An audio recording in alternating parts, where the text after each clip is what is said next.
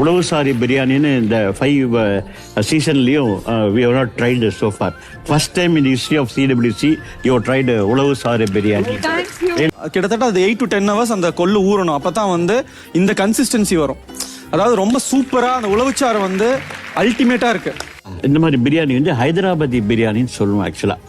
Hyderabad biryani actually it got different layers ஆக்சுவலா. அந்த மாதிரி லேயர்ஸ் கொடுத்துருக்கீங்க. எனக்கு ரொம்ப பிடிச்சிருக்கு ஆக்சுவலா. இந்த biryani taste is very good. எனக்கு அந்த மசாலாலாம் ஆப்டா இருக்கு. எதுவுமே வந்து ஐ couldn't feel anything excess. ஏன் இந்த பிரியாணி வந்து ரொம்ப அப்பீலிங்கா இருக்கு, பார்த்தாலே சாட்டிஸ்ஃபைடா இருக்கு அப்படின்னா அந்த 3 லேயரும் பிளெண்ட் ஆகி அந்த மசாலா கூட மிக்ஸ் ஆயிருக்கு.